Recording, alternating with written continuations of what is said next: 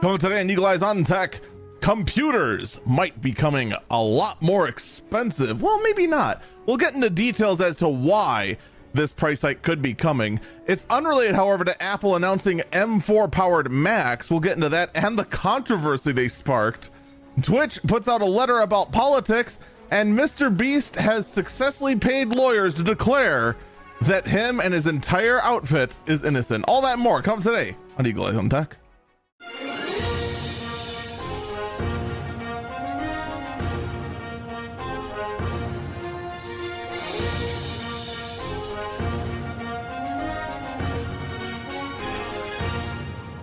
Good morning, good afternoon, good evening, or so I am. Good everybody, this is Eagle Eyes on Tech. I'm Eagle Falcon. Here's the funny thing, all right? I ended up spending way too much time prepping this episode. There's actually a lot to dig into. There's a lot. And a lot of this stuff is tricky.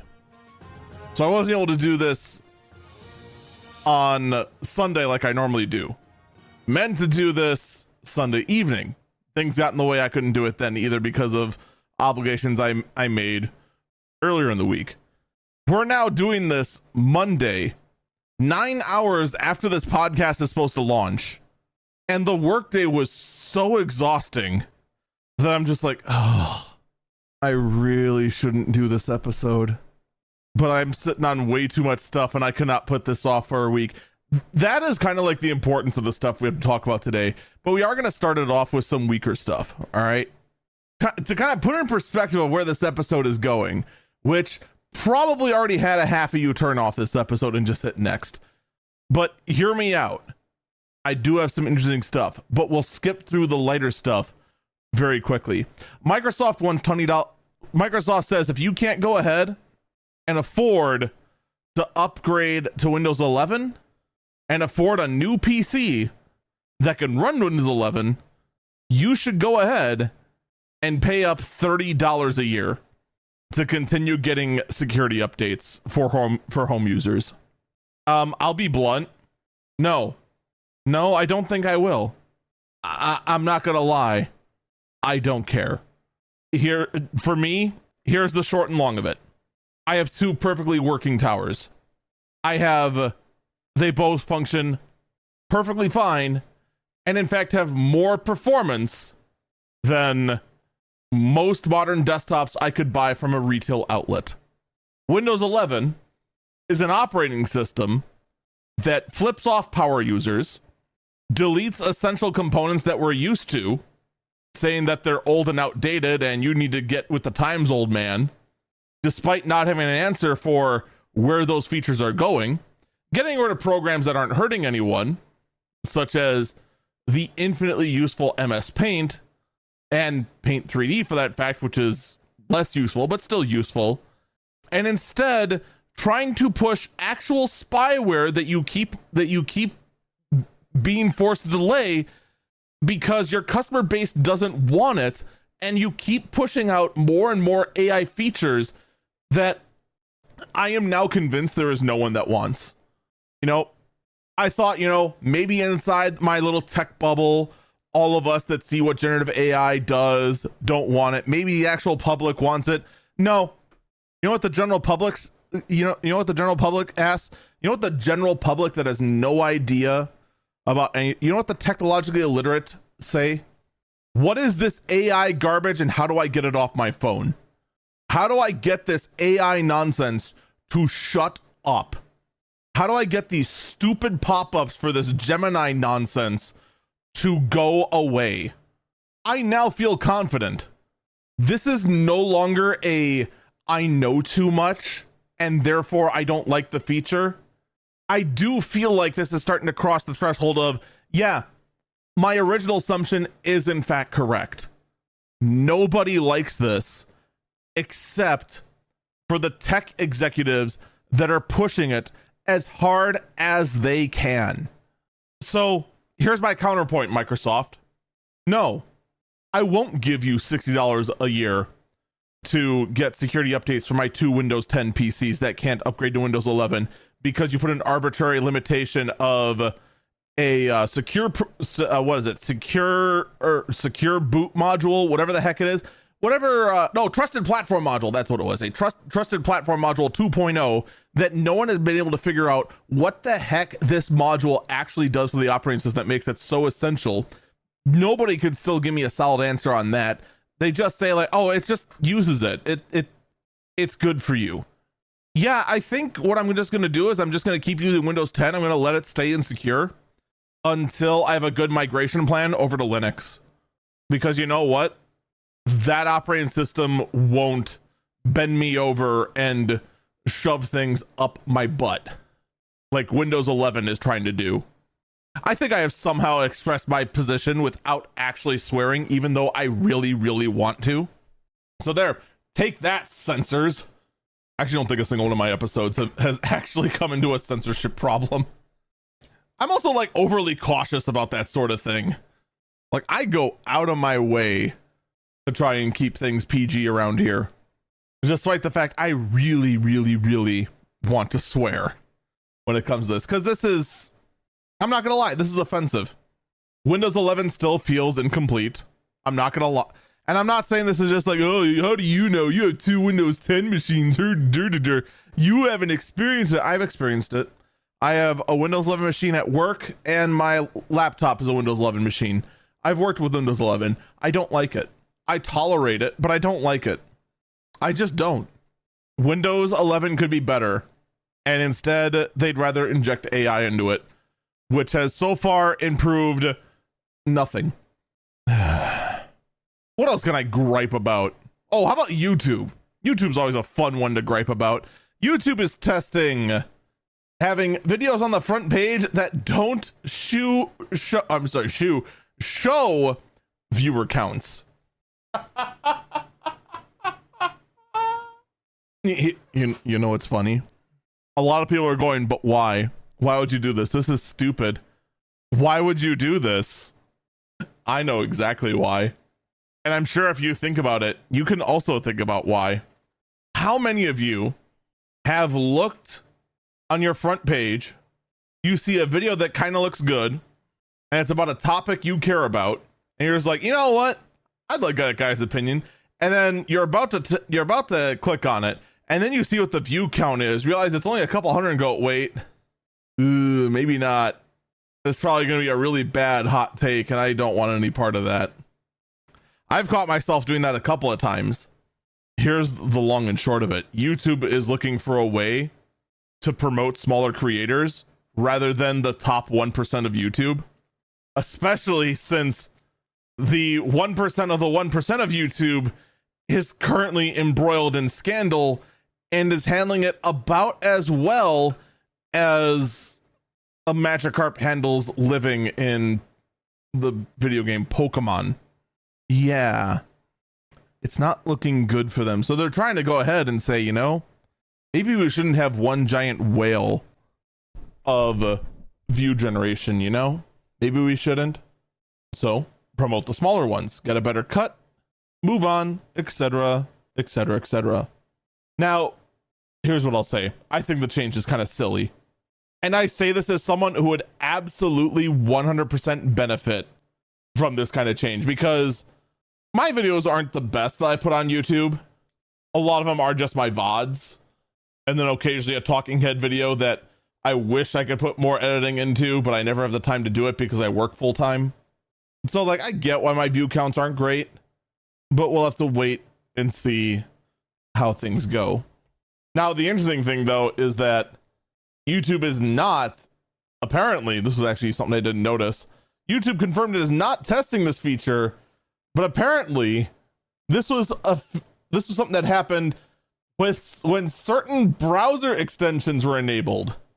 So was this a side effect of, you know what, I gave YouTube too much credit? I think that's the lesson to take here. I thought YouTube was smarter than I thought. Let's instead talk about a piece of news that I and apparently only I really talked about, and only a handful of other people. One of the things I noticed when looking over the weather was that there was a massive super typhoon that made direct landfall with Taiwan.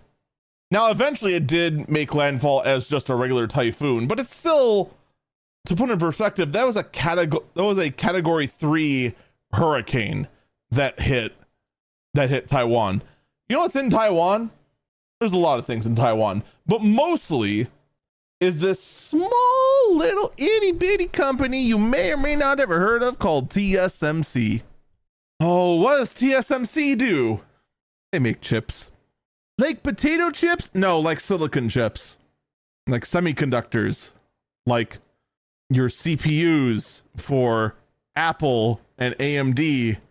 And I think Qualcomm as well, but I'm not 100% sure. As well as your GPUs for NVIDIA and AMD and sometimes Intel. That relationship is kind of weird. I'm not going to lie. Or that Intel went to TSMC to make some CPUs that one time. Again, the relationship's weird. TSMC basically makes like almost all chips.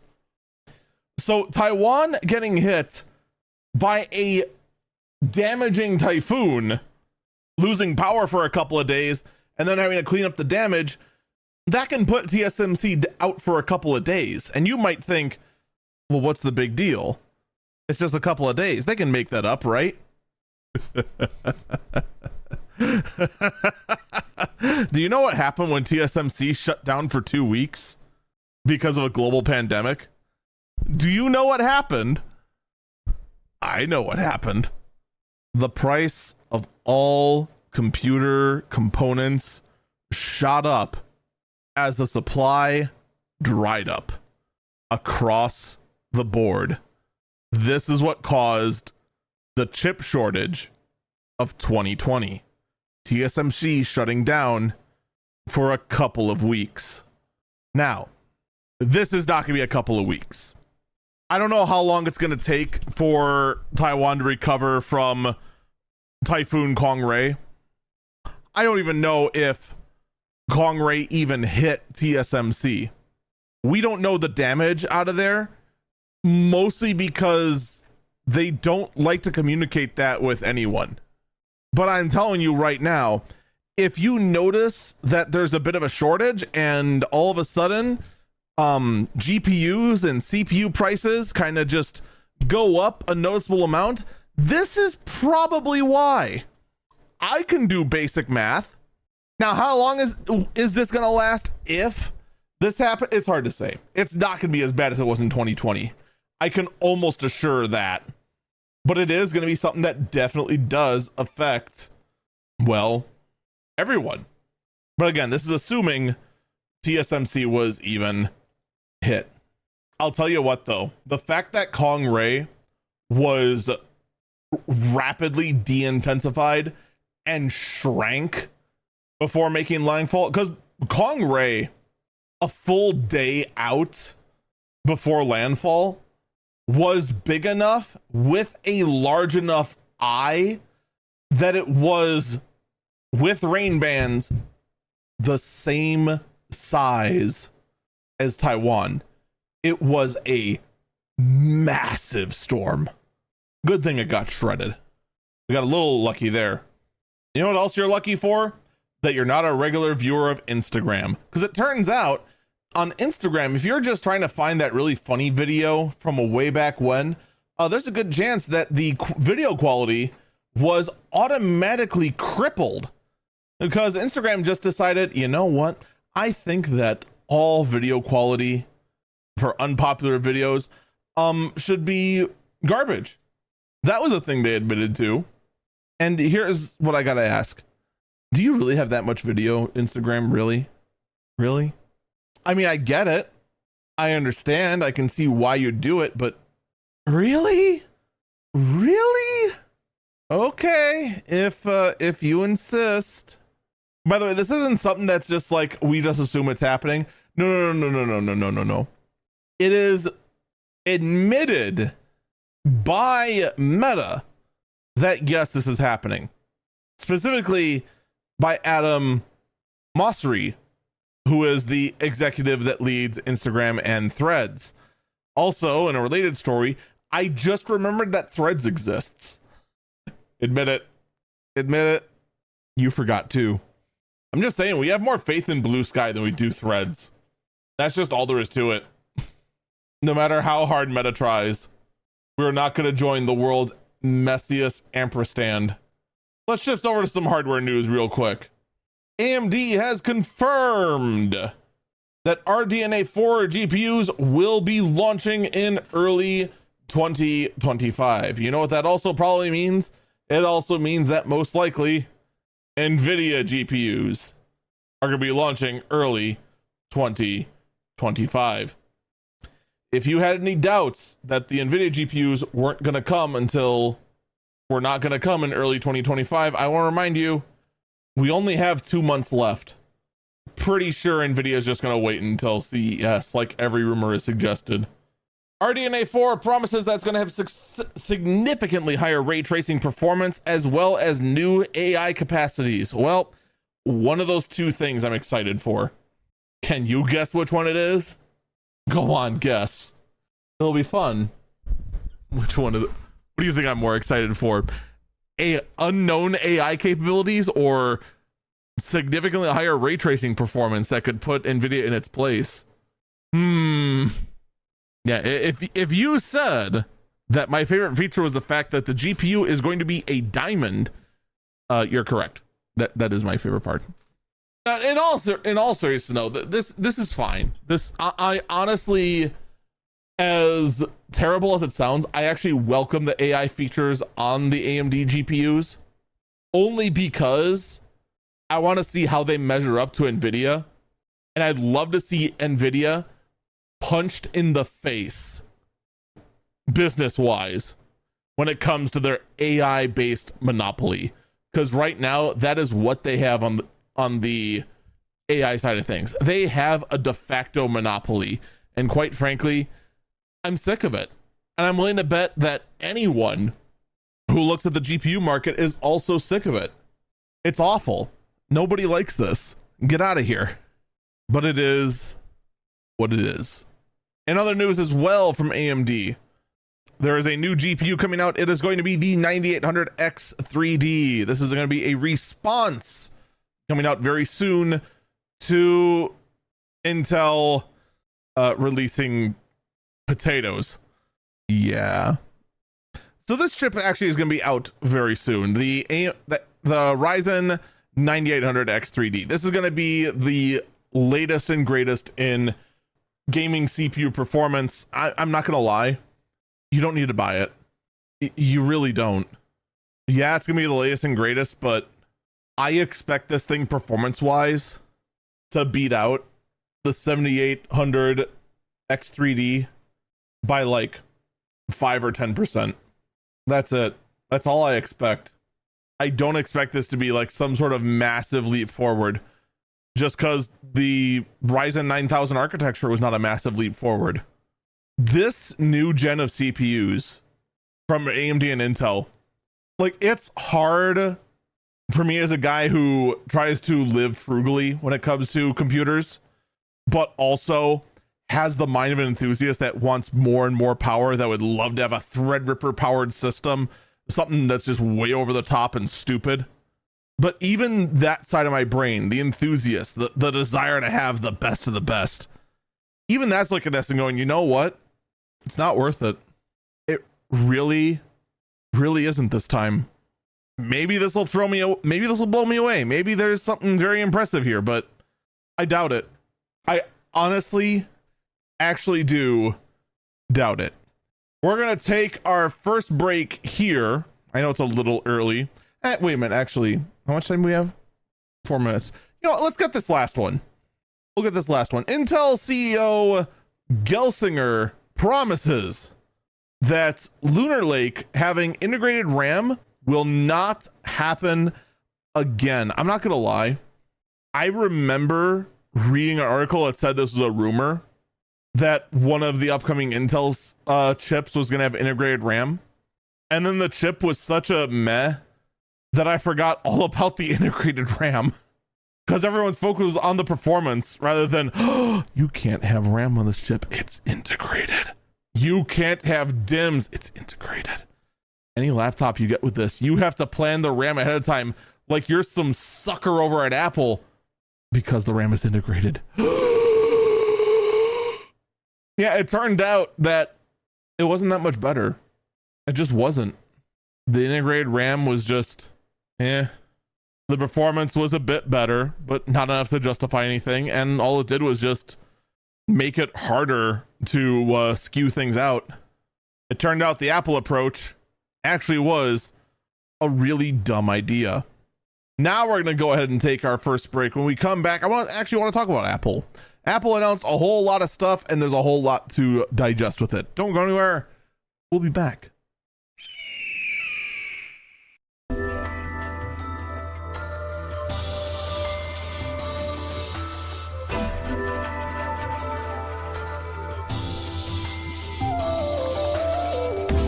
Welcome back, Eagle Eyes on Tech.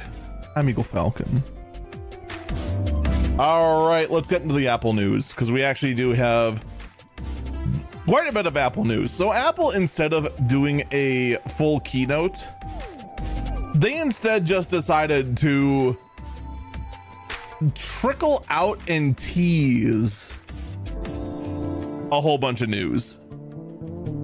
First things first, apparently, I don't remember if I actually talked about this or not, but apparently the iPad mini 7 has a problem with jelly scrolling. Allegedly, the new iPad suffers that when you scroll it, it wobbles and flickers as it scrolls. For some reason, people thought that this was a hardware problem. iFixit has confirmed that no, this is not a hardware problem. Why would you think it's a hardware problem? We looked in and there's no hardware difference other than the new chip. You absolute fool. So no, there was no hard drive change to the display to fix this so-called jelly scrolling problem. Who are these people that thought that it was actually... Who? I feel dumber for people thinking that there actually was a hardware issue with these things that cause the so-called jelly scrolling problem. No, it's a GPU driver issue. It's obviously a GPU driver issue. It is obviously a driver issue. It is obviously software based. Lo and behold, it's fixed over the air. What do you know? It was a software issue. Have we gotten dumber? Look, I get it. Technology is getting crazier and crazier and more complicated. I get that. I understand that. All right. It gets, harder and harder to deal with this stuff and wrap your head around it. But holy smokes. Are we really this stupid? Really? Are we really this dumb? Please tell me we're not this dumb. I'd like to believe I live in a world where we're not this dumb and thinking that, what's clearly a driver issue actually is a driver issue. You know what? I think the less I ask, the better. I think that's the real lesson I need to take away from this. Because the world is, in fact, made of really, really, really stupid things. All right, let's talk about the new Apple stuff. So Apple spent 3 days talking about their stuff rather than just putting out one big keynote. And the goal is pretty obvious. They want to go ahead and command an entire week's worth of product cycles. That's the goal. We almost fell for it here. We almost had a breaking news episode every single day because they didn't say which ones were which. Well, I don't care. I personally don't really care a whole lot about the fact they tried to pull this off. It's just the name of the game at this point. It really is. I am not surprised at all they tried to pull off this exact stunt. It just is what it is. So they start off by talking about the iMac. And now here's going to be my first challenge to you. The iMac launches in brand new colors and features an M4 chip. I want you to point and spot the new colors. Go on. I can wait. I'm patient. I can even take a little nap. Point out the new colors. Where's the new color? All right. So you want to know the answer? The answer is actually very simple. There really isn't new colors. They are very, very slight tone shifts from last generation to this generation. That is literally it. Realistically, here's the actual differences that you should actually care about. All right. Here's what actually matters. First off, they all start at 16 gigabytes of RAM because Apple now admits that yes, 16 gigabytes should have been the minimum. All of their statements before were actually stupid, and they haven't apologized for making everyone dumber, but I feel like they do need to apologize for making literally everyone dumber. Yeah, I'm still a little salty about it. I'm not gonna lie. Granted, I know a lot of people that kept pushing were just like, oh, we're just memeing around. It's all silly. Don't worry. We don't actually mean that that 8 gigabytes is the new 16 gigabytes. No, but there were people who did actually think that it was fine because Apple's just more efficient. They bought the obvious lie, hook, line, and sinker. And by the way, it was in fact an obvious lie. It was provable that it was an obvious lie. But Apple, hey. So yeah, 16 gigabytes by default is a 4.5K Retina display, 24-inch. It's all, it's all good stuff. It's all good looking stuff. I'm not going to deny that. Starts at 256 gigabytes of internal storage. I don't know how I feel about that one, Chief, to be perfectly honest. But, that's just me. All of them have the M4 chip, but there's only two variants. There's either the 8-core variant or the 10-core variant. That's it. It's one of those two. Those are your only options. So the iMac is still, all in all, when push comes to shove, just intended to be the desktop Facebook machine. That's it. That is all it's intended to be.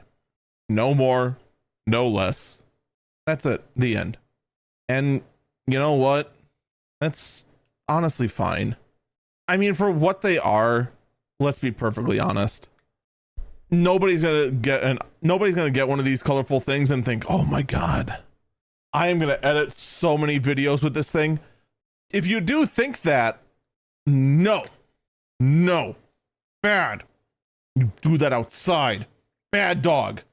You just don't do that. Period. Especially with the white bezel around the screen. I would love to see a pro version of this. I still would. I would love to see a 27-inch iMac this thin sport like an M4 Max or M4 Pro. I'd love to see a professional version of this, but we don't have it. We probably never will see it. That's kind of unfortunate, considering the fact that all upgradability went out the window the moment they switched to their own silicon because they knew exactly what they were doing. So why not just embrace it? Just embrace the fact that, in fact, this is an unupgradable computer built into a monitor. Just embrace it. But, it starts at $1,300. That might be worth for some people. Oh, yeah, by the way, Apple Intelligence also exists. Also, the camera's updated. Yeah, that's pretty much it. That's all we care about, really. So, that was day one. They also announced brand new peripherals for this. All right. Are you ready for this? We now officially have a USB-C Mac keyboard, Mac mouse, and Mac trackpad. The Mac keyboard and Mac trackpad, as far as we know, exactly the same. Now tell me, where do you think the port is for the mouse? Well, surely, if it's a brand new mouse, they must have gone ahead and fixed their decades-long design flaw and, for once, actually gone ahead and let you plug in the USB-C cable on the front or on the sides. Or maybe they put in a wireless induction pad so that it charges while on this mouse pad that hooks up by USB-C, right? That's where the magic comes in, right? No, the magic is the fact that you still found idiots dumb enough to buy this mouse because, yes, 100%, the USB-C cord is still on the bottom of the frickin' mouse. The real magic is the fact that Apple fans think this is okay and they still buy it. That's the real magic. Why? Why do you do this? There was only two places you could have put the charging cable for this mouse and it would be incorrect. You could put it on the top of the mouse, which would still be incorrect, but at least you could technically use it. Or on the bottom of the mouse, where while charging it, it is now unusable. Why? Why is Apple like this? You could have actually made an ergonomic mouse and actually, for once, actually gone ahead and included a front charging port or a side charging port and been weird and quirky. Or, like I said, a wireless induction pad and actually had the mouse charge wirelessly while on this mouse pad. I do not understand why Apple insists on making the world's worst mouse. It's such a bizarre hill for them to die on, and they keep doing it. It's easily their worst mouse, and they still use it. Anyway, the next day comes, and lo and behold, we have a brand new product.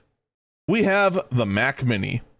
And yes, the Mac Mini has actually been fully redesigned, and I'm not gonna lie, the redesign is actually pretty good. We've got I/O on the front. We have two Thunderbolt 4 ports. We have, I believe that's a headphone jack. You know what? I should just go ahead and go to the technical specs, just so I make sure I don't mix up anything as far as the actual I/O it has. All right. Yep, that is a headphone jack. We have a headphone jack on the middle, on the front. We have a power indicator light. We have two USB-Cs on the back. We have three more USB-Cs that are either Thunderbolt 4 or Thunderbolt 5, depending on if you have the Pro chip or not. HDMI out. We have Ethernet. We have a built-in power supply. And this sucker is, I want to actually stress, this guy is actually very small. It actually is a mini computer. This sucker, I want to make sure I get the dimensions correctly. It is 5 inches by 5 inches by 2 inches. That is 12.7 centimeters by 12.7 centimeters by 5 centimeters. Like, this is genuinely a small computer. This is actually about the same size as the Wi-Fi nodes I use on my mesh network. This is impressive. And we can even get the Pro version of the CPU in here. You know, that's even better. What's the catch? The catch, of course, as with all Apple products, is the fact that it ships with 16 gigabytes of RAM. Okay, that's actually reasonable. But the real catch is the fact it ships with 256 gigs of storage. But it's actually really small, so having an external hard drive isn't the end of the world if you want to go ahead and be frugal. But the real price, the real downside is the fact the price. Oh, it's so expensive. It starts at $600. Wait, what is the catch? I mean, the catch honestly is the same as with almost all Apple computers. The moment you start buying upgrades, the price increases astronomically.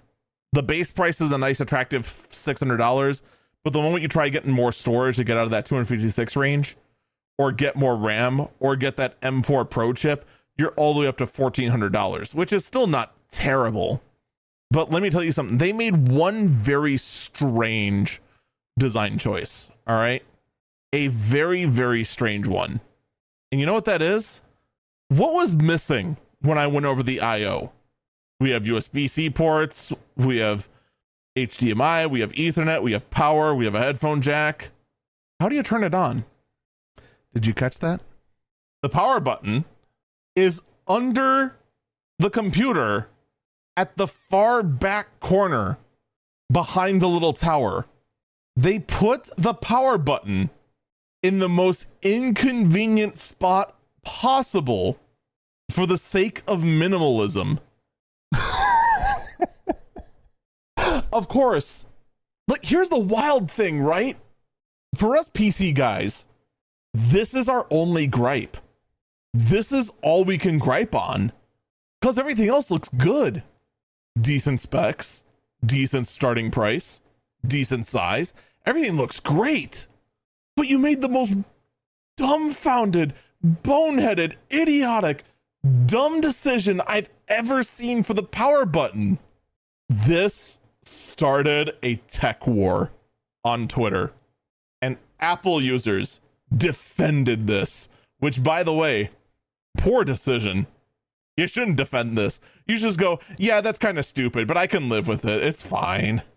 No. That was the correct answer. The correct answer is actually saying, yeah, that's silly, but whatevs. I mostly just go ahead and fire it up like once. I mostly just power cycle it once a week anyway. The rest of the time I just put it to sleep and whatnot. No. They chugged the Kool-Aid like idiots and tried to say, who actually powers down their Mac anymore?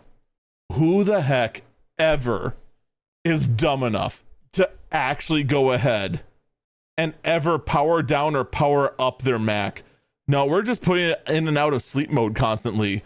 You don't need to, because that's all you have to do, because it's a Mac. Bro, do you know what a backdoor attack is? Do you know what a remote access attack is? Do you know what remote executable code is? Do you know what product instability is? Heck, there's plenty of programs out there for both Windows and Mac that you literally, if you put it to sleep with the program up, when you wake the computer up, the program freezes and locks up. Guaranteed 100% of the time. Like, this is the weirdest hill to die on for me. Like, why on earth would you just go out and say, we're Mac users, we never turn off our computers? Your entire cult is based around the fact that Mac computers are more ecologically friendly. You're really going to look at me in the eye and say that your Mac is more green and more environmentally friendly, but you never turn it off? Well, you don't understand, Mr. Workstation user. You and your power chugging PCs wouldn't understand, because our Macs are so efficient that we just sit power while it's in sleep, and the difference is negligible. I don't care.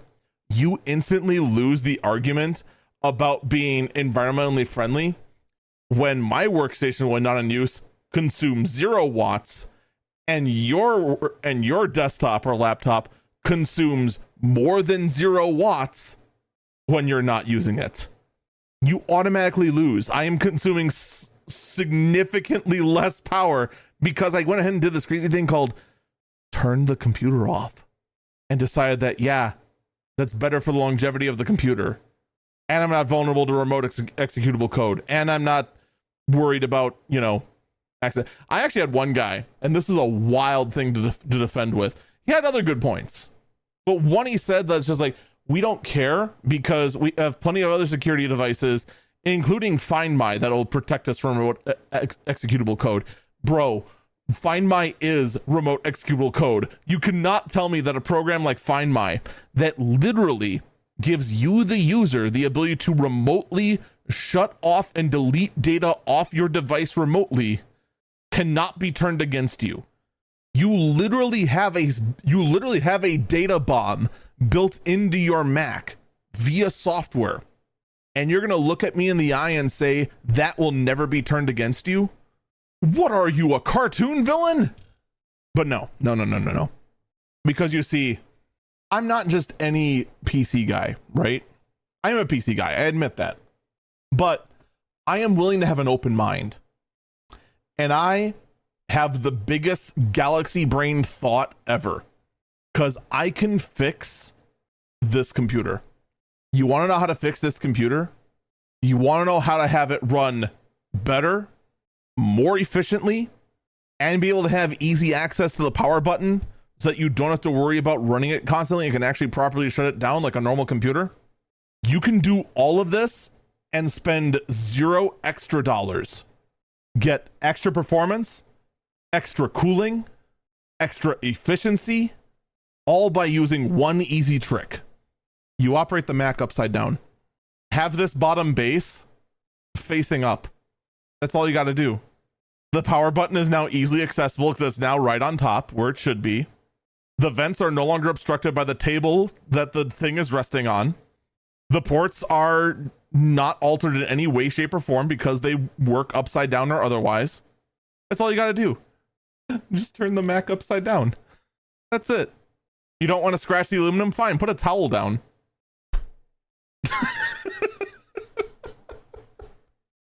Or if you want to go ahead and actually spend money for a solution and get the official Apple solution, Apple sells a cleaning cloth. Go buy the cleaning cloth for $50 and flip your Mac Mini upside down on that.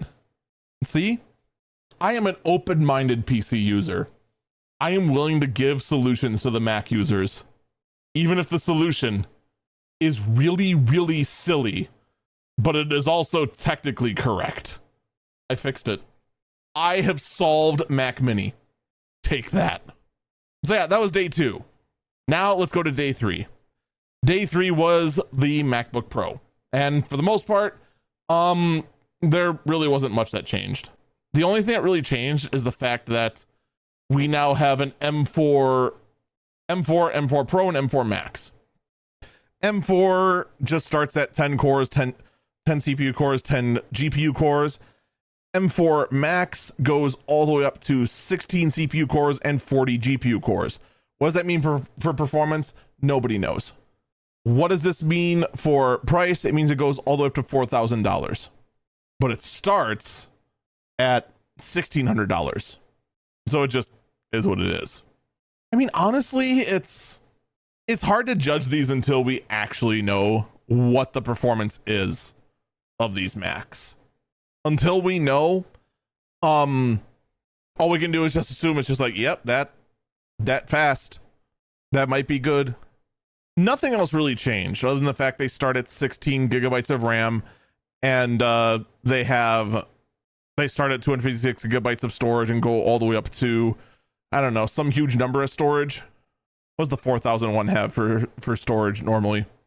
1 terabyte can go up to 8 terabytes for $2,200. What? $2,200 for storage? What? Look, I'm just saying, my NASA's cheaper and it has more storage. Whew. I mean, go up to 128 gigabytes of RAM. The 128 gigabytes of RAM actually blows me away because all right, my laptop, it's not a MacBook Pro. All right, I fully admit that. My laptop is a professional laptop, though. It is an octa-core Intel Xeon with a equivalent GPU of a GTX 2060, except it's a Quadro. Do you know what the max that thing can have for RAM is? That thing can have up to 512 gigabytes of RAM, and that computer is obsolete. It has already been replaced by several other models of the same laptop. Storage-wise, it has 4 M.2 slots. I could put, I think, 4 terabytes into each one and go up to 16 terabytes of storage. That laptop cost me $500. Granted, this MacBook Pro 100% beats me in battery life. I cannot compete with this thing on battery life. This thing might actually even beat me in performance. It's hard to say. This is like comparing like a Tesla motor to like some straight 6 diesel engine. It's really comparing apple and oranges when push comes to shove. But there's just some things about this that just make me go, really? That's it? But now, here's what I actually want to get to. All right. This MacBook Pro can contain a 16-core CPU and a 40-core GPU. What about in the desktop space? What can we get in the desktop space with this? Well, we have 2 options, actually. One is the Mac Studio, a strange abomination that looks like they took a Mac Mini and just banged on the keyboard and kept yelling enhance on the screen until it became bigger. Or, you know, you just take that one comedian guy who took the mic and just kept looking at the camera and going, bigger, bigger, bigger, bigger. You know, pick your meme. All right. What does this thing have for performance? Well, it has a 2-generation old M2 Ultra chip that contains 24 CPU cores and 60 GPU cores. The problem is that this is actually a lie. This is not a 24 core CPU and a 60 core GPU. It is 2 12 core CPUs and 2 30 core GPUs because the M2 Ultra is actually two M2 Maxes glued together. And let me tell you something, it doesn't matter how good your merging fabric is, because in fact, actually, the computer I use does in fact also use two CPUs. It in fact does have on it, as the screen kind of just went away for a moment for me to prove this point, it does in fact have two CPUs, two 12 core CPUs. You can see right here, sockets 2, cores 24, logical threads 48. But if you look at the utilization, you can clearly see the top 24, or I'm sorry, the top 24 all have a load on it. The bottom 24 are barely being touched because certain applications struggle to handle this kind of workload, to be able to handle this kind of power. You end up with something exactly like this. This is also why in the workstation world, as much as I hate it, because man, I love dual CPU systems. They are so unnecessary and so awesome, but they're silly. They're not needed just because of this. And I can already hear some Apple fanboys going, you don't understand. Apple went ahead and developed far superior technology, and the Ultra chip is able to go ahead and utilize that way better than your two Intel ones. They did, huh? Tell me, where's the new Ultra chip? We're 2 generations out. Where's the Ultra chip? We didn't see one for M3. We didn't see one for M4. Where is it? I'll tell you where it is. It's dead. You're never going to see this again. You are most likely never going to see this again.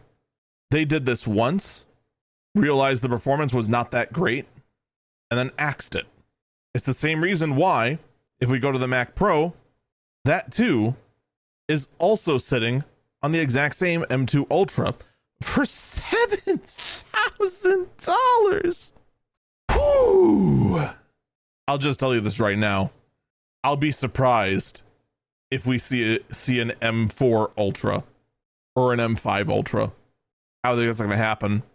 I think we'll see the M4 Max make it into a Mac Studio, but I think the Mac Pro, this option, what even rack mount for you audio nuts, I think this is dead. I think the cheese grater, as much as I love the Mac cheese grater for its iconic look and what it tried to do when it ran an Intel processor, this thing is deader than a doornail. Excuse me. At least they did go ahead and try to give it the option to have a 76 core GPU TM. Here's the other problem. No one could figure out what to put inside the tower. This thing supported no external GPUs. Other brands couldn't figure out what kind of IO cards to make for this thing because the PCI Express interface was bizarre. This Mac Pro, this thing was built for chips that Apple had no intention on ever giving a chance, and it's really a shame. Here's me one of my first bold predictions about the Mac Pro. That thing's going the way of the dinosaur. I don't see it surviving. Also, by the way, Apple Intelligence is now out, so you too can experience generative AI Mac style, which means people who actually want to get work done are going to hate it, and Kool-Aid drinkers are going to think it's the best thing ever, and I'm going to laugh at those people forever. I just will. We're going to take a break here. When we come back, I have more AI news to talk about. Don't go anywhere. We'll be back.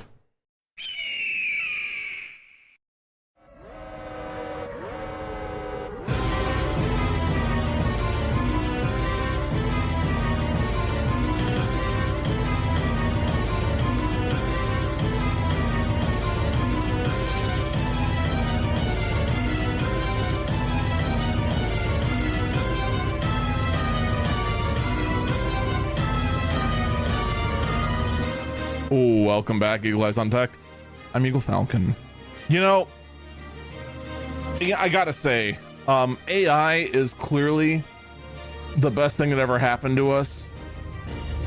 You can see that, in fact, generative AI is the best thing that happened to humanity in the last ever. And you can clearly see that by the fact that Alphabet's profits have increased by 34% by shoving AI down your throat until you absolutely hate everything. By continuously shoving AI so far down your throat that you have no choice but to accept AI as your Lord and Savior, it increases Alphabet's profits by 34%. And thus you can see how generative AI is such a massive benefit to Alphabet for some reason. Now, the fact that a lot of the profit is in fact due to, the fact that their Google Cloud business has actually been much more profitable, because at the same time they were shoving generative AI down our throats, they were also pitching higher tiers of Google Cloud. That might have something to do with the profit increase, but no, this is clearly all generative AI's problem. This is all generative AI's responsibility. And if you ever doubt me, you can go ahead and look up the rules that this is based on. You just have to Google Alphabet Rule 34. Don't actually, what would even happen if you do that? Part of me is just like, I have to make that joke. Someone said that joke, and now my brain has to make that joke too.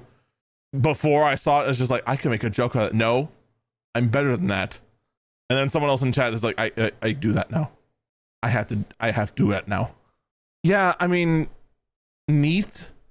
We can go ahead and lie to ourselves and say that AI is the sole reason your profit's up by 30%. I'm sure generative AI actually is a good reason why profits are up, but let's not pretend that they're the sole reason that your profits are up. But clearly, I've been wrong my entire life, and that generative AI actually is the future, and I'm just an old man and need to go ahead and accept generative AI as the solution to everything. Male pattern baldness? Well, generative AI must be the solution. Stress at work? Generative AI must be the solution. Not getting enough sleep? Generative AI must be the solution. Realizing you have a finite amount of time on this mortal coil and want to extend your life? Generative AI is clearly the answer. A squirrel trapped in your basement? Generative AI is clearly the answer. And we can find out all these things thanks to ChatGPT search, which is now a thing that does exist. And no. That's all I got. Oh, excuse me. What else do you want me to say about this? We have done nothing about the fact that generative AI, when it comes to these sort of things, hallucinates and gives wildly inaccurate stuff. Why on earth would you go ahead and do this? Just why? Just why would you do this? Don't do this. Just don't. They're going ahead and giving you some very niche reasons why this search is superior. You're never going to do any of those things. You already know you're not going to do those things. And someone in chat asking you to use it to search for adult content.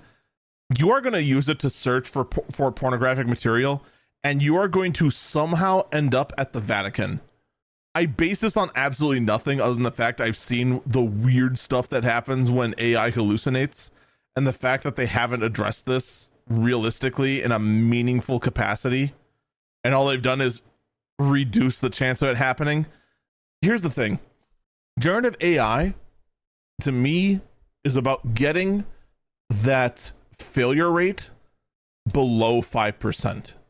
If the overwhelming majority of the times that I use it, it does not fail, or does not give me wildly inaccurate information, or wildly go ahead and do something that's not supposed to, then it is a product that's ready. It does not pass this threshold yet. Chad is talking about religious figures now, and how there might be some good content about them. All right, here, completely off top. I'm gonna let myself get derailed once tonight. We gotta stay on topic as much as possible, but I didn't put this in my notes at all. Did you know the Vatican put out an anime waifu mascot? I'm dead serious about this, by the way. The Christian Vatican actually put out an anime waifu mascot, and it's just like this small, like, Japanese shepherd in like a yellow raincoat. That's it. That's all it is. What do you think the internet did? There are 3 answers to this mascot. There is cute, precious creature. There is, in fact, the purists that say that the Vatican has lost its way, and this is an abomination. And then there's the Rule 34 artists who looked at her and her sweet little face and said, yes. And the rest of us with functional brains said, no, no, oh no. Someone in the chat says, I think that's a boy. That's adorable. You think the Rule 34 artists care. This should also reinforce my point of, oh no. Although, funny enough, I haven't seen anyone turn the little mascot into Alexander Anderson from Alucard, the animated series. I have, however, see someone go ahead and arm her with the Wandering Priest's massive cross weapon from Trigun. I have seen that, and now that I want to try and find that, I'm never going to find it until well after the fact. But yeah, chat GPT search. Not a fan. I can't wait to see how it works. Reddit, by the way, for the first time ever, is profitable. Reddit has finally, after 20 years, turned a profit, generating $29.9 million, which is an improvement of over $37.2 million compared to the previous year. Now, when the Reddit CEO says they were able to generate this new profit thanks to translation tools to make access to Reddit that much wider, anyone with a functional brain will look at that answer and say, bull pie. Because we remember the fact that, in fact, Reddit went ahead and signed a deal with Google and OpenAI to have exclusivity for skimming all of Reddit's data to feed generative AI models. Don't lie to us, Reddit. You may have somehow convinced PC Gamer that your profit is because of this AI partnership that helped machine translations and it paid dividends for you. No, that's not what you did. You know that's not what you did. You sold out the entire site to generative AI to line your pockets. Don't lie. We know what you did. And here's the best part. Your users know what you did. We may joke about Reddit being some of the dumbest people ever, that have some of the dumbest takes ever. But here's a weird take with Reddit. They are some of the smartest people out there. You want to know why they're some of the smartest people out there? Because they are nothing but a bunch of nerds with very specific sets of skills helping each other so that other people can also share in those very specific set of skills, while then making them dumber by saying that their waifu is trash. I mean, there is that part of Reddit, and you do actually feel dumber coming out of it. But we're not going to look at this and say, oh yeah, totally. You just increased the user base, and that led to, over 100% profits. It's crazy. It's wild how that happens. Just absolutely insane. But in any case, if you actually did want to go ahead and see how good AI is in the field and have proof that what I said is nonsense and that AI is the way of the future, maybe you shouldn't use this example. This article, originally from the Associated Press, shows that a hospital was using an OpenAI whisper tool to go ahead and have summarized transcription for various reports, and it turned out that it was incredibly prone to errors and hallucinations. Whisper was used by a company called Nabla. No, not that Nabla. Thank God. And was used with 30,000 different clinics and 40 health systems. And in fact, they have said that they are aware that Whisper can hallucinate and they're addressing the problems. No solution has been found as of yet. I think what I find funnier is that just out of nowhere, it seems to take things like she called her dad, who thought he could climb up the tree with a ladder and bring little Fluffy down. And the AI transcription said she called her dad, who thought he could climb the tree with a ladder to bring little Fluffy down. Others sat next to her and fondled her. It just randomly injected sexual molestation into the transcription. What? There are several other examples of this, and quite frankly, we do not have the time for them.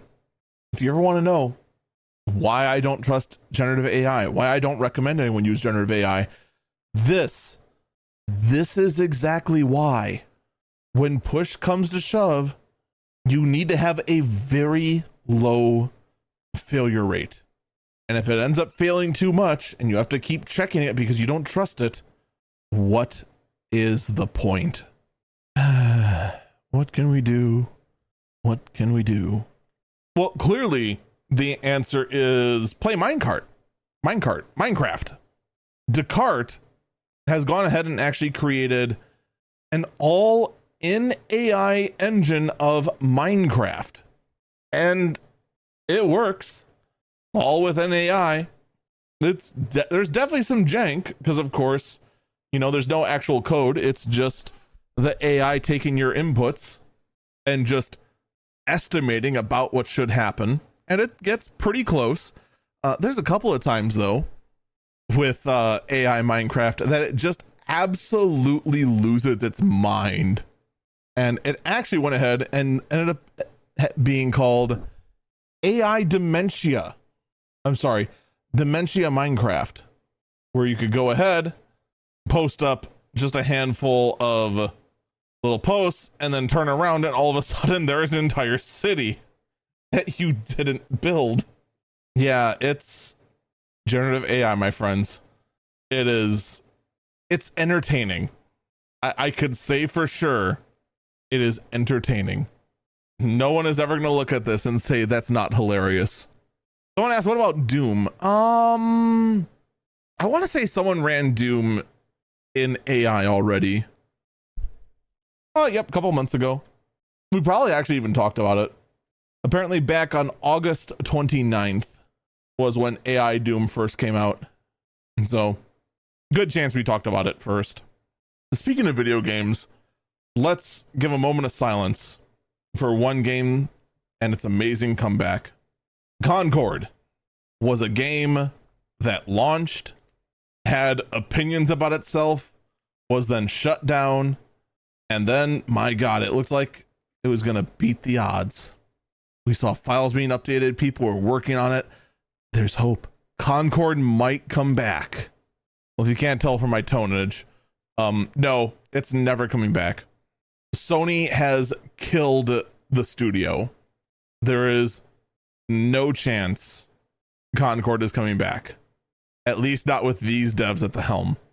However, I want to read their statement because there's a lot of interesting things to glean from this.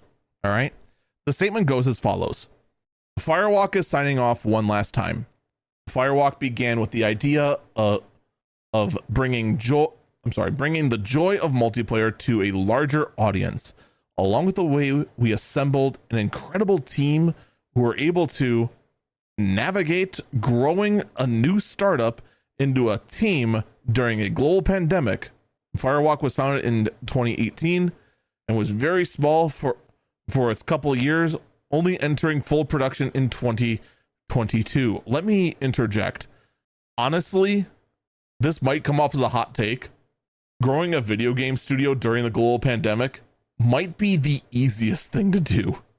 I want you to think about it for a minute, okay? The market for video games during the pandemic was at an all-time high. People were desperate to go ahead and do anything as they were forced to not do anything. Video games was the obvious go-to. And if you're starting up a new team, you don't have to worry about the growing pains of being used to working in office and then converting to working at home. It's the perfect time for this. I don't think there's any real hardships in doing this at all, other than the fact that there's a global pandemic. You had the best time to do this, if anything. But that's a very minor point compared to what I have to point out later on. The statement continues.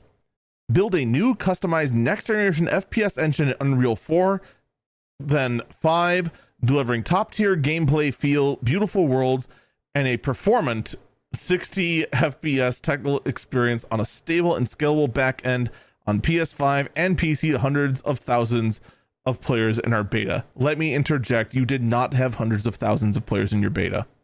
You didn't. Stop lying. We've seen the numbers. You had tens of thousands between both. We're not stupid. And while we're at it, one of your biggest criticisms was the fact your gameplay didn't feel good. That was the primary criticism. The game feels slow and clunky and just isn't fun. Beautiful worlds, the worlds felt simple and the maps were way too big.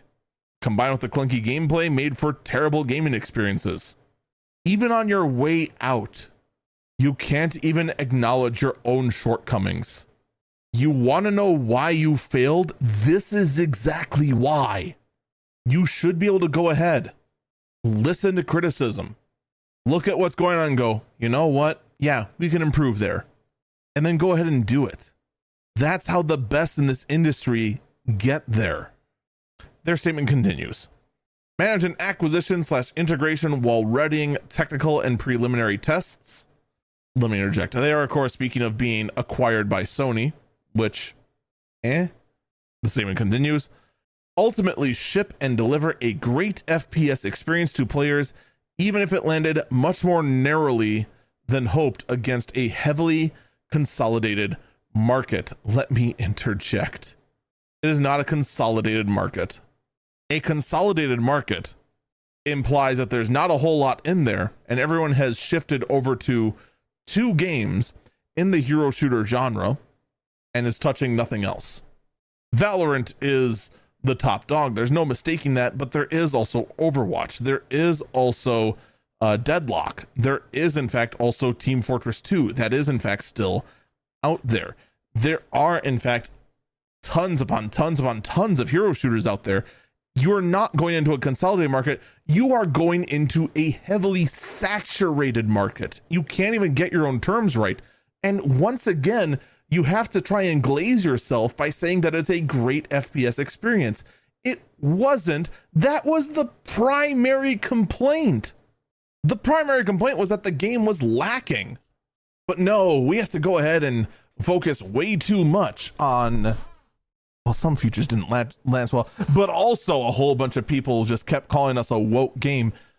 The far bigger complaint was the fact that the FPS did not feel good. It's plain and simple. Gamers are willing to ignore a lot of a studio's politics, regardless of whether they lean right or left, if the game is actually good. That is the key thing. The game has to be actually good. If it's not good, guess what? They're not going to play it. It's that simple. The statement continues. We took some risks along the way, mirroring aspects of card battlers and fighting games with first-person shooters, and although some of these and other aspects of the IP didn't land as we hoped, the idea of putting new things into the world is critical to pushing the medium forward. Let me interject. That is true. It is important if you want to advance the gaming medium. You have to ultimately try new things. You have to try something new. But also, when you try something new, you have to listen to the players. That's what's key in the end. Trying to go ahead and say we tried, it just didn't land. Think. You gotta listen. I'm not gonna lie. I don't know if it's just like leadership that is this pig-headed, but man, oh man, if the whole studio is this resistant to listening to criticism, they're not going to go far in this industry. It doesn't matter how good of developers they are. A game dev and a game planner or a game studio as a whole that doesn't listen to customer criticism is like a chef with no sense of taste. you have no chance. The statement then goes on to say that if anyone is interested in any of their talent to contact Sony Interactive Entertainment. I have a feeling, though, after this absolutely delusional statement from Firewalk Studios, there is no way people are going to actively seek out anyone part of this team unless those devs actively come out and say, you know what, I think I've learned my lesson. Because this is a toxic mentality. This is not helpful to their future careers. It just straight up isn't. We're going to take a break here. When we come back, I have more gaming news to talk about, including Nintendo just absolutely trolling us now and how they're managing everything. Just everything. We'll be back.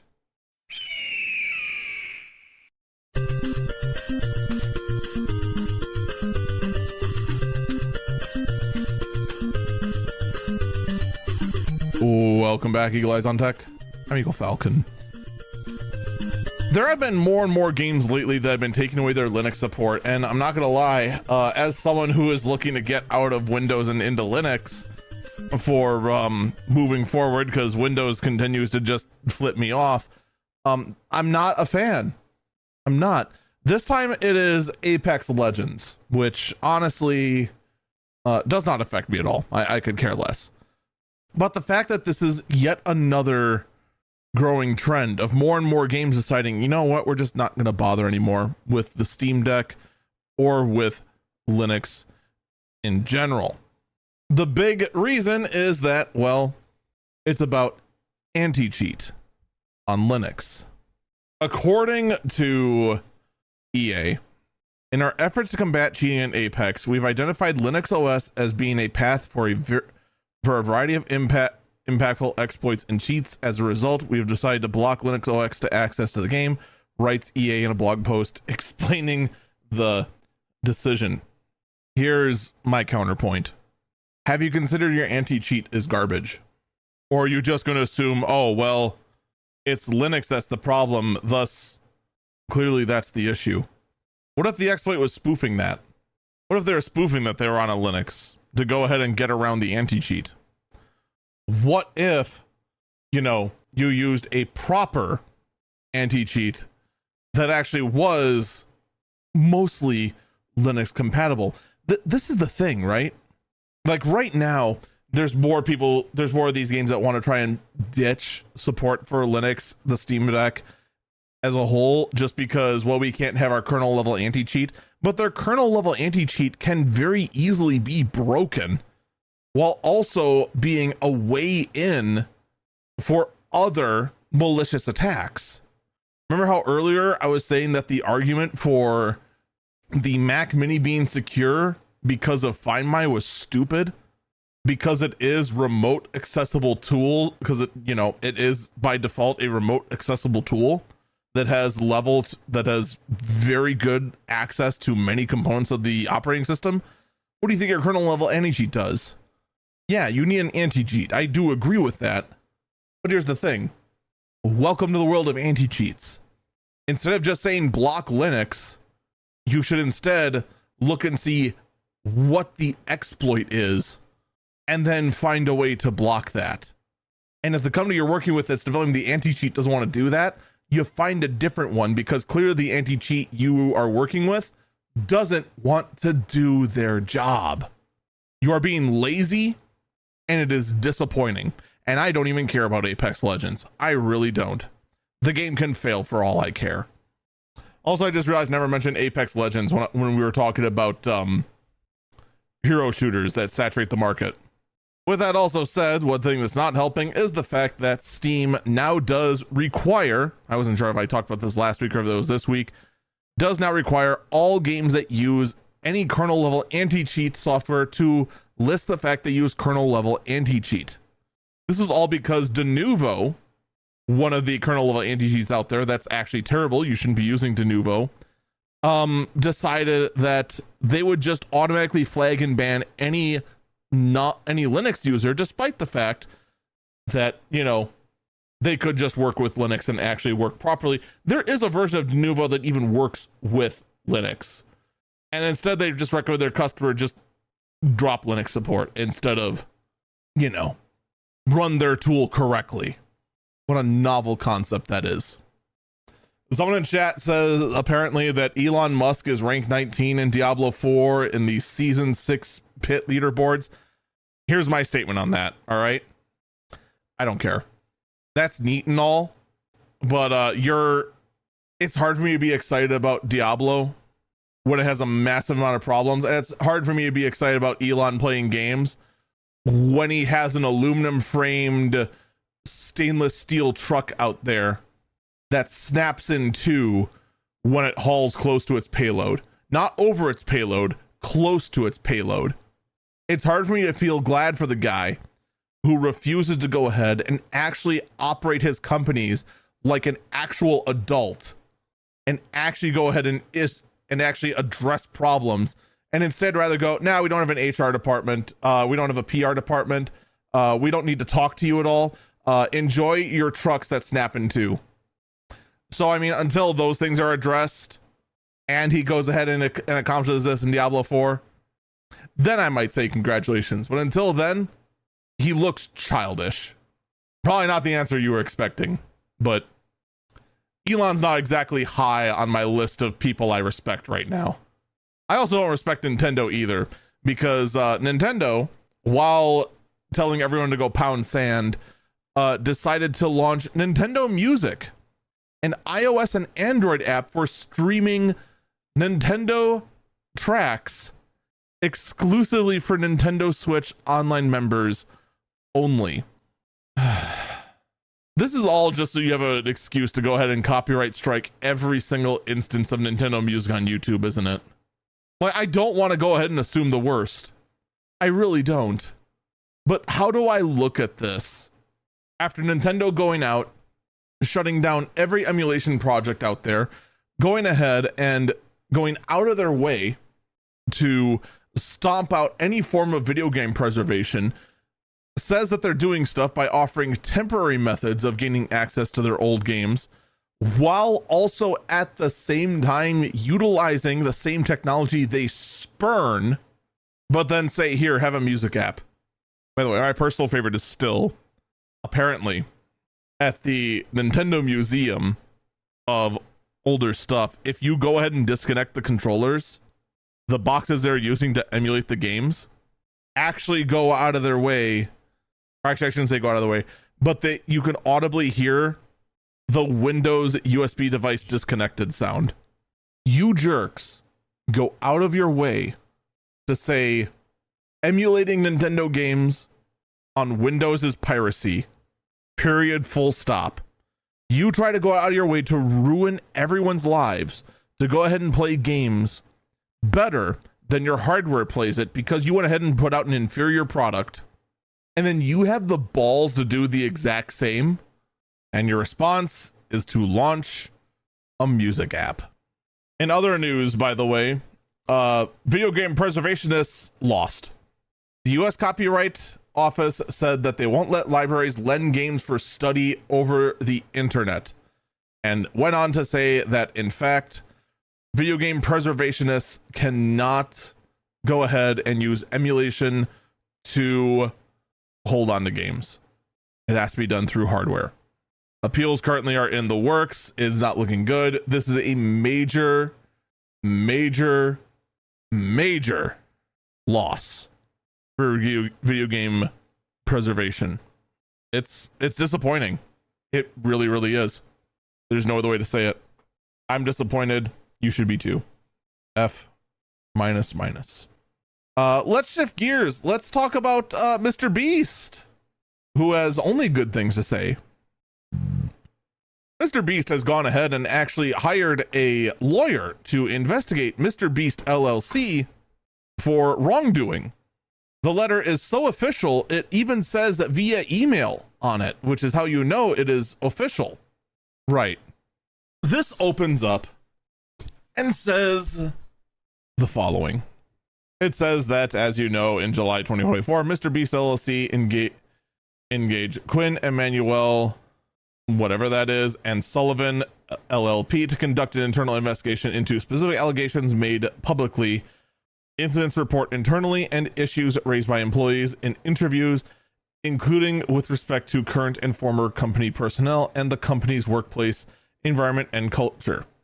At your discretion, Quinn Emanuel immediately launched a comprehensive investigation, which has now concluded. The following sets forth certain key findings and conclusions from the investigation without waiving any applicable privileges, including but not limited to the attorney-client privilege and work product protection. As an internal matter to protect the investigation integrity, on July 31st, 2024, Quinn Emanuel requested that a former employee, Dawson French, cease making public allegations against the company, as those were the topics of an ongoing investigation. We also requested that the current employee refrain from public comments to ensure the investigation yielded accurate information and that witnesses were not tainted. The intent was not to foster candid interviews and complete cooperation with the investigation process. Let me interject on this. Dawson French, if you don't know, goes by the name of Dogpack. All right, this was the guy who initially put out a video insinuating that not only were all of Mr. Beast videos completely faked and staged, and that none of it that was implied was real, and a lot of it was actually even faked, but that also that sexual predators were hired on the company, and as well as many, many other things. There were then not one, but two different cease and desists, none of which referring to an ongoing investigation, all of which were phrased in a way to silence talks on this. So right away, the fact you have a paragraph here trying to go ahead and claim that this was done to preserve the integrity of the investigation doesn't make sense, because the information is out there and the actual statement you sent had nothing to do with an investigation. It'd be one thing that said if it was a cease and desist to preserve the integrity of an ongoing investigation. It was not. It was a cease and desist saying that what Dawson French was doing was in direct violation of his non-disclosure agreement. Anyway, the lawyer statement continues. Quinn Emanuel conducted 39 interviews of current and former employees. Over 4.5 million documents collected from mobile phones, emails, telegrams, discords, WhatsApps, and Slack were processed and reviewed. The collaboration and cooperation sought at the outset were achieved through this process. Quinn Emanuel thoroughly investigated all public allegations and any others that arose during the investigation. The investigation produced the following significant findings: allegations of sexual misconduct, in other words, pedophilia, grooming, child pornography, etc., between company employees and minors are without basis. The allegations were soundly rejected, including by alleged victims. Let me interject. We know this is incorrect. We know this is incorrect for a fact. We do, in fact, have one testimonial from someone who says that they were, in fact, 16 at the time that they were groomed by Ava Chris Tyson. Already right off the bat, we know they lied. This blatant cover-up continues.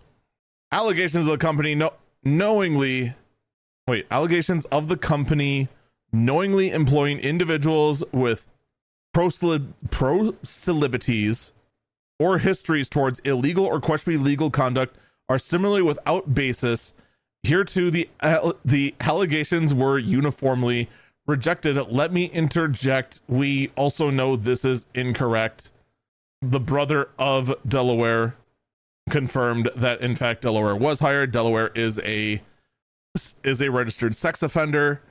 There is public record confirming this, and there is multiple people confirming that this person, Jake the Viking, did in fact work for Mr. Beast. This is also provably false. In fact, there is a community note on this exact thing showing that, in fact, no, this is a lie. The cover-up continues. Several isolated instances of workplace harassment and misconduct were identified during the investigation. The company was informed of such conduct and took swift and appropriate actions to address the instance, including, where necessary, disciplining or letting go of implicated individuals. Let me interject on this one. So here's what should have happened. This one right here that admits that some wrongdoing happened, you should have put this first, because this could have given some validity in your terrible cover-up that the other two might have also been true, since you led with something that was true. But no, you led with lie after lie. So either, or maybe you're just bad at your job. Just saying. The cover-up continues. As you are well aware, the company has grown exceedingly quick from a YouTube startup comprised of a group of talented young individuals to a much larger entity. It is not uncommon that policies and practices essential in a mature company would lag behind commercial success. It appears to have been the case here, and has in certain instances allowed for inappropriate conduct. It is clear that the company is committed to remedying historical issues and creating a mature culture where problematic behaviors are not tolerated as it enters this new phase. Let me interject. If that is the case, why were they banned from the LA Convention Center when shooting for Amazon Studios? I don't even know what they did, but if they actually are committed to maturing and acting more professional, then whatever they did to get fully banned from a convention center, one of the biggest in the country, should not have happened. The statement continues. The new company has already implemented or is in the process of implementing changes to ensure a safe and professional corporate culture today moving forward. These include sending a clear message regarding tone at the top. We'll never know for sure though. Hiring a new CEO and CPO and GC, and soon to be hired a chief financial officer or CFO. Implementing mandatory corporate training for all employees, developing new policies codified in an employee handbook. Let me interject with that for a minute. I'm with a company of 6 people and we have an employee handbook. What the heck? How do you guys not? Anyway, establishing an anonymous reporting mechanism hotline for how did you not have a hotline for your employees? What the heck? Swiftly terminating individuals who violated company policy regardless of their position or level within the company, identifying additional employees for targeted training and excessive coaching to address professionalism and compliance with company policy. This officially concludes our investigation. We remain available if you need any follow-ups or have further questions. Yours truly, Alex Spiro. If it's not obvious, this 2-page legalese notice is bull pie. I believe exactly none of this. And I'll be blunt. No one with a functional brain should believe any of this. When I can look at verifiable evidence with multiple first-hand sources backing it up, and multiple sources backing up that those first-hand sources are in fact first-hand sources, not third-hand sources or third-party sources that just imply that the other ones are totes first-party sources, you have given me BS. And the fact that the first page on this thing says via email, I'll tell you this right now. I've worked with a lot of legal documents. No legal document is only 2 pages. None. There is no way you investigated 4.5 million documents and conducted all of this and only have 2 pages worth of stuff to say. There's no way. I don't know whether this is fake or not. It is either fake or this law firm of Quinn Emanuel, Urquhart and Sullivan is just that lazy or crooked. But things get worse for this guy, because there has been evidence that has been found that's still being combed over, mind you, and validated. But there has been enough validity now to find out that Mr. Beast has been also involved in dozens upon dozens of crypto pump and dump schemes and other cases of fraud to the tune of $23 million of profit, and has quietly, with small amounts of his fan base, done this to try and do very small pump and dumps. Just get in, get out, make a profit off the backs of his fans. The exact amount right now is very difficult to track down because it is very clear that Mr. Beast has used dozens upon dozens of wallets to try and mask all of this for a long time. So he's not an idiot, unlike many other crypto outfits, but it's currently looking like, yeah, it doesn't look good. I would expect a CoffeeZilla piece relatively soon. Look, when push comes to shove, this isn't the end of this guy's career. It's not.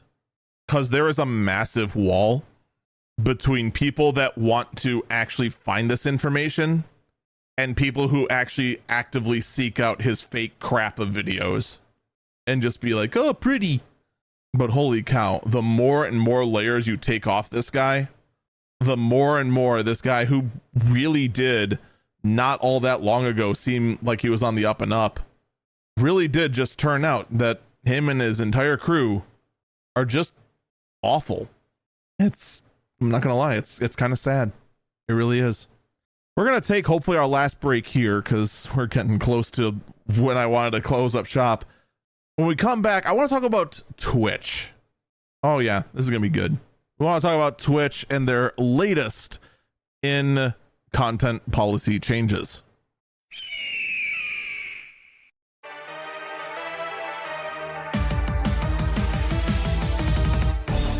Welcome back, Eagle Eyes on Tech. I'm Eagle Falcon. I can already feel fatigue starting to set in. We are recording very, very late, trying to get this out hopefully before noon tomorrow. That's my goal anyway. But we're currently coming up on midnight almost here in the recording studio. So we're gonna push through. Hopefully we'll get the job done. I want to talk about Twitch for a minute. All right, to give you a little bit of context. All right, massive Twitch streamer Asmongold went ahead and said something very, very stupid and very, very hateful. All right, I'm not going to bother repeating it because I don't know if it would get me in trouble, but he got a 2-week ban for it. It's deserved. I'm not going to lie. Very, very well deserved. Twitch then goes out because after this, people then start to ask, okay, I know the rules say don't speak about hate. Don't speak about any kind of, anything of that nature, right? We shouldn't go ahead and try to say inflammatory things that are hurtful. Get that. All right. What about these handful of other streamers that had actually race-based tier lists? Someone else who said that that soldiers deserve PTSD. And the countless other things that one Twitch streamer by the name of Hassan Piker has done, including actually playing terrorist propaganda live on stream. Well, everyone involving the race-based tier list actually did get banned, but other than that, no, that was it. And the only reason the people who got the race-based tier list got banned is because they were dumb enough to do that while they were on twitch.tv/Twitch. They were dumb enough to do this while on an actual sanctioned Twitch stage with sponsors. You have to be a special breed of stupid to do that. Twitch then puts out an update. And in fact, openly says that hate and harassment have no place on Twitch, which I agree.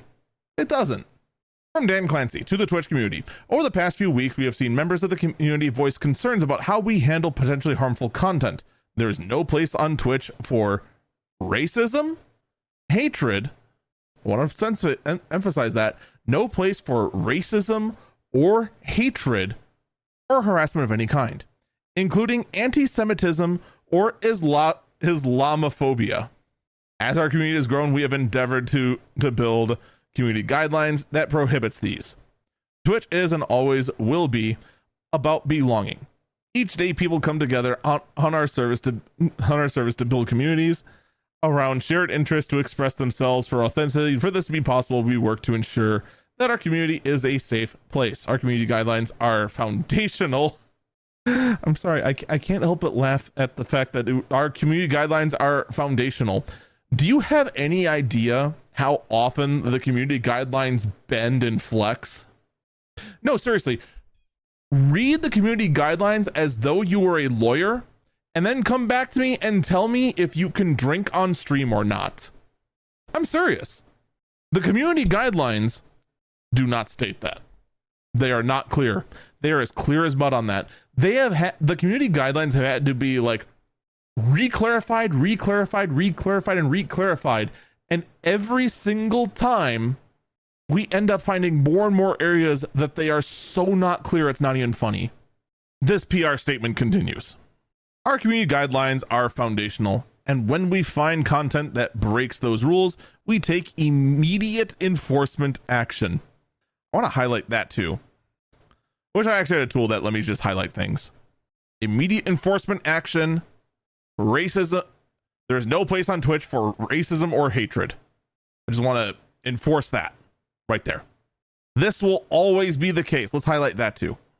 Millions of streamers with a wide variety of views and perspectives spend time on Twitch. We recognize that some content, while allowed on our service, may be objectionable to some members of our community. The views shared by streamers on Twitch are not the views of Twitch, nor are they my personal views. We're grateful for the feedback and input from our community. Our safety approach continues to build and evolve as our service grows. We want to ensure that anyone can find their place on Twitch and remain committed to ensure that hate and harassment have no place here. Dan Clancy, Twitch CEO. By the way, Hassan Piker still is not banned. I just want to remind you of that. Guy streams on a daily basis spreading anti-Semitism. Yeah. Instead, though, we have a new update on the CCL for politics and sensitive social issues.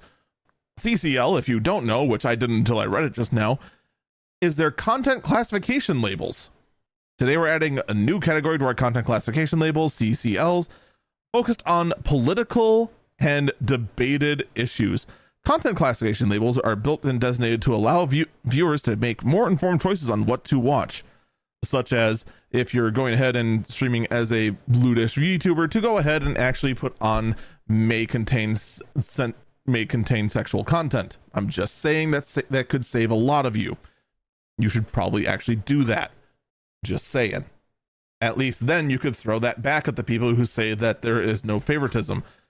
To help streamers more easily cultivate the type of choices they make and want to build, to help advertisers and identify content that is appropriate for their brand. Starting today's streams that include discussion for politics or sensitive social issues should include these new politics and sensitive social issues context classification in our content classification guidelines. We go into deeper detail on when this yada yada yada. All right, yeah, look, I have a finite amount of time today. Maybe we'll cover this more next week as we find out that Twitch doesn't enforce this at all, because I'm willing to bet Twitch is going to do a terrible job of enforcing this at all, because I have no faith in Twitch being able to do anything that involves actually enforcing their own rules evenly. But it's getting late and I do not have the time to go ahead and read out an entire essay. But here's what I will say.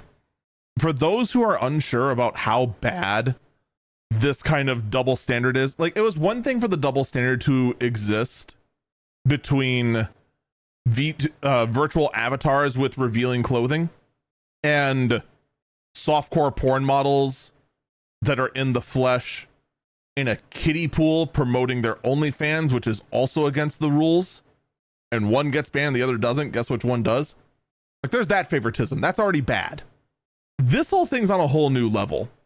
This thing is on such a whole new level. There is actually a site dedicated to this. The site is called danclancysucks.com. I am not even kidding. This is a real site that exists, just showing the amount of times that there has been anti-Semitic content on Twitch that gets completely ignored. It is not a short list. And by the way, yes, almost all of them involve Hassan Piker. A couple of them involve this Frogan character, which, yeah, it's not pretty. It is not pretty at all. I'm going to refrain from listing a whole bunch of these because I actually don't know on various of our podcasting affiliate sites if any one of these particular terms is actually against their rules of what I can and can't say. But here's what I'll say. This is all verifiable. All of this has in fact been verified. I am not going to go as far as many other people say, because a lot of people are saying that Dan Clancy needs to step down because he's clearly not doing his job. Here's what I'll say. All right. I gotta try and find a good page to stop on this. This might be my best one. Nope, that's actually bad too. Here's what I will say. Okay. I don't believe that Dan Clancy is actively anti-Semitic. I do think Dan Clancy is in over his head. I think Dan Clancy has a staff of incompetent mods, a staff of rule writers that barely passed middle school English. And I think Dan Clancy's primary focus is not on the moderation going on Twitch, and is far more on making sure Twitch actually has a quarter in the black, meaning that they actually turn a profit, so that Amazon doesn't go ahead and can him and the rest of his crew and can all of us Twitch streamers and just shut down Twitch and deem it unprofitable. That, I believe, is Dan Clancy's primary goal. I do not believe he is actively out here trying to go ahead and spread anti-Semitic propaganda. I do not believe that to be the case. That being said, he does need to take action because he is the CEO. He is in charge. And I don't know how you look at this situation and say that anything short of absolutely firing this entire moderation team, anything short of that, I think is going to be considered unacceptable. How do you go ahead and say that an animated avatar showing a little too much virtual hip is scandalous and unsightly, but a softcore pornography actress in an inflatable hot tub promoting pornography is acceptable? Technically, these are both against your rules. I think one of these rules is sillier than the other, but that's just a personal opinion. This, in the end, means that they got to go ahead, that Dan Clancy has to go ahead and look at this team and say, what is going on? And how have you failed me this hard for this long? Now, someone in chat said it makes more sense to compare Dan Clancy to Jack Dorsey. He's not in charge. It's the staff. Yeah, it is. But it's time to look at who's in charge of the staff and say, you, head of the moderation team, out now. Who agrees with the way he was running things? You also out now. Serious cleaning house needs to happen, because you cannot post this saying that hate and harassment have no place on Twitch, but then still let these clowns exist on your platform who actively on a daily basis spread hate and harassment. You cannot do this and let this go on and say, yeah, I did a good job today. These actions are incompatible. Because now, here's the thing. I stream on Twitch. All I do on Twitch is I make a podcast. And I go and play video games. Poorly. But people might now, when I say I stream on Twitch, might think I'm doing things like Hassan. And I don't. I never have. I never will. Because I actually respect my fellow man, regardless of where they come from. I want nothing to do with this man. Nothing. Just like I want nothing to do with Asmongold's statements that got him banned 2 weeks ago. Or is it 3 weeks ago now? I don't know. I can't remember. I don't really care. I want nothing to do with them. I don't agree with them. But, you know, both are terrible. One is treated as though they are, and the other, as far as we can tell, is celebrated. We need a palate cleanser. How about a modder that has built a handheld framework? Built a handheld portable gaming system using a framework motherboard. All they did was go ahead and get some parts for the controllers, 3D print the entire body, get a screen, and then use the laptop's motherboard into this shell, and bada bing, bada boom, they went ahead and actually have a portable Steam Deck-like gaming console. Which, not gonna lie, looks pretty good. And I gotta say, it ain't bad. It ain't bad at all. Someone in chat says, how long until Nintendo sends a cease and desist? Considering the fact it runs on Windows, uses Steam, uses parts from framework laptops, and is done in a style to mimic the Steam Deck, good luck. Someone in chat says, Framework, isn't that the company Linus invested? Yes. Framework is a laptop company that specifically makes laptops where you can order every single part, and they go ahead and use standardized parts between their various laptops. So the motherboard is intentionally designed in such a way that it is basically just like a solid square that just slots right in. The IO ports connect to the motherboard via ribbon cable. And if you want to go ahead and upgrade your computer, you just pop out the motherboard, pop out the swappable storage, pop your storage back into a new motherboard, pop the new motherboard into the rest of the laptop, and you're done. Like, I love the concept of Framework. I don't know if I trust myself with Framework. Like, first off, their laptops are more expensive because they are very much a there's definitely a premium to getting their laptops because everything is so specifically designed for what they're doing. But at the same time, that example I just gave where you just upgraded your entire computer by swapping out the motherboard, that old motherboard, if it still works, you could do this with it and just bam, portable handheld, which, not gonna lie, kind of cool. In a world where we look at the ways to reduce waste, the 3 R's: reduce, reuse, recycle. I love seeing a bit more reduce and reuse, especially reuse. I'm a big fan of reuse. Meanwhile, though, Meta is getting us one step closer to robots that horrify me by making robot hands that can, in fact, feel. That's what we needed right there. I needed robot hands that can feel whatever they're holding. Isn't that what you wanted too? Robot hands that can feel your skull as they try to crush it in their hand that has roughly 10 tons of Newton force to do it. Someone said if only the CEO could feel.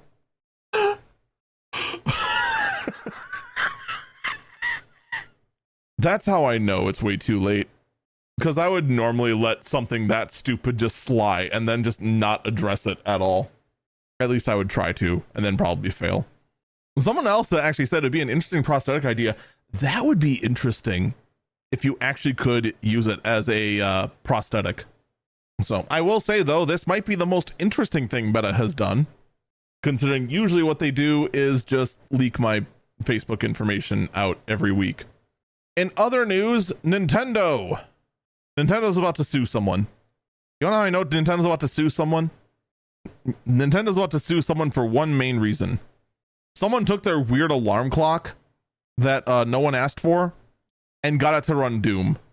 That's it. Nintendo's going to sue them now. They went ahead and got unauthorized software to run on an alarm clock. That guy's life is over now. That's it. It's over. But at the same time, though, Godspeed, random Doom hacker. You went ahead and followed the metric. You had to go ahead and race to see how long it would take until someone could get Doom to run on it. And finally, we can hit the stopwatch time. It was 72 hours. Okay, in all seriousness, though, Nintendo has not made a statement about this yet. Okay. I do have to say that from an official standpoint, legally, Nintendo is not actively suing the guy yet. There is no sign at this time that Nintendo is going to sue the guy for running Doom on an alarm clock. That being, I was joking. The joke works because, let's be honest, you can totally see Nintendo trying to sue this guy for running Doom on an alarm clock. You know I'm right too. You know they do it. You wish I was wrong, but search your feelings. You know it to be true. You know they would 100% do it if they could get away with it. 1000%. They would absolutely try to do it. But you know what? Nintendo might be a sue-happy company. They're really out there to go ahead and make sure people pay for crossing them. But you know, there might be someone worse than Nintendo when it comes to taking someone to court for way too much money. There is a new king of this now. Ladies and gentlemen, I give you the last burb, the last story of the day, the weirdest story of the week. You can probably guess exactly which one it is if you went ahead and saw this absolutely insane headline that went viral, because it is the dumbest thing that ever blighted the planet. Ladies and gentlemen, I give you Russia fining Google roughly 20 decatillion dollars. I'm sorry, decillion dollars.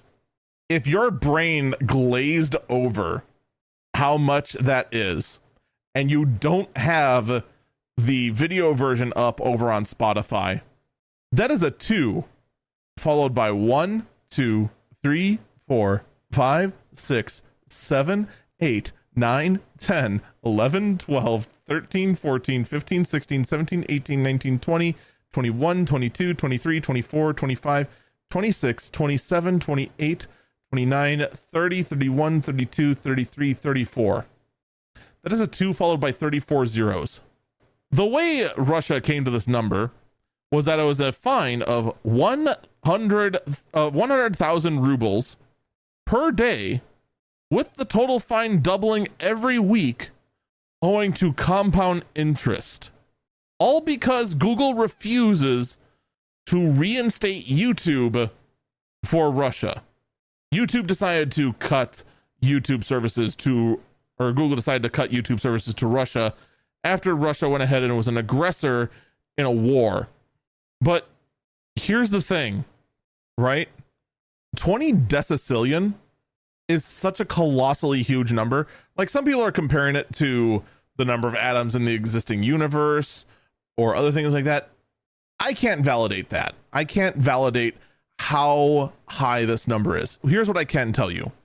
This is more money than exists in the entire world. Currently, I need to get a calculator here.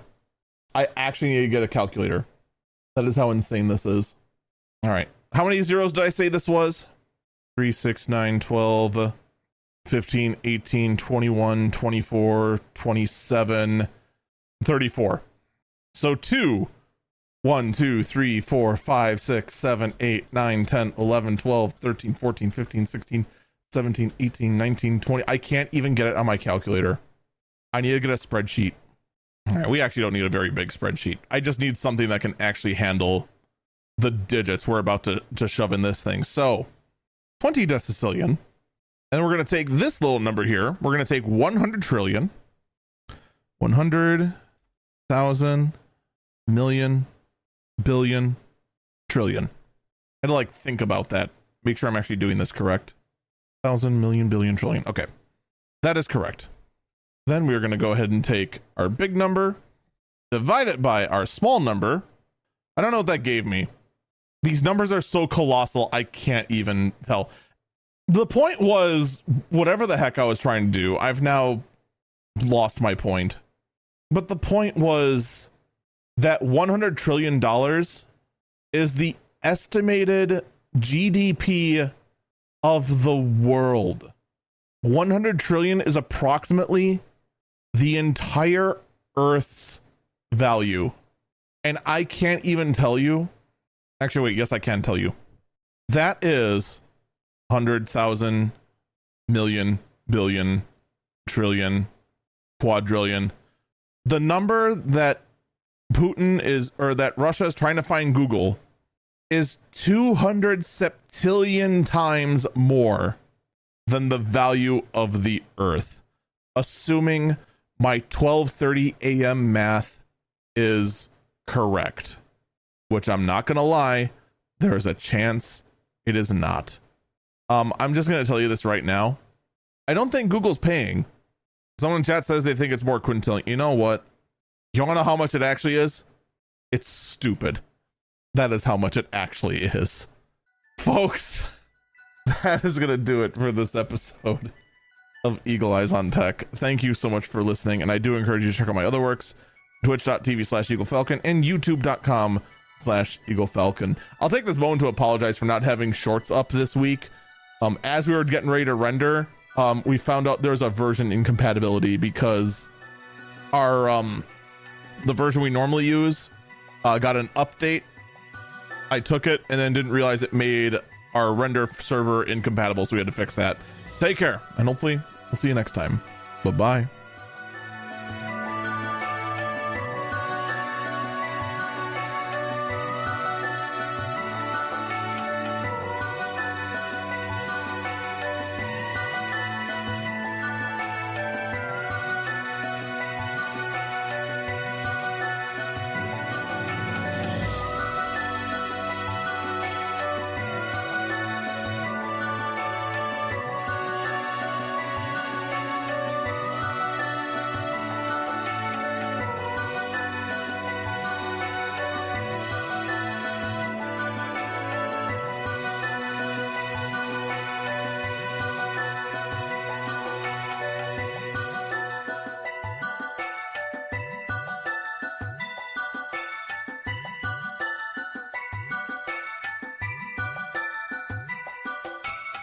So what is their next move now? Like, what's the Russian court gonna do? They're gonna look at this and they're gonna look at this statement that's saying that Google, because keep in mind, this order that I'm reading from is from the 29th. This doubles every day. It's now November 5th. This has doubled another 7 times. I mean, at this point, like, what's the point? Right? What is the point of trying to find this much? Like, there's no way Google's going to pay anything. They're going to look at this and go like, you know, we're just going to continue to not do any business in Russia. What are you going to do? And that's what this all comes down to. What's Russia going to do? Just make it so Google can't operate within Russia? Google doesn't operate in Russia. I mean, I guess just do what you got to do. But man, this was dumb. This is so dumb.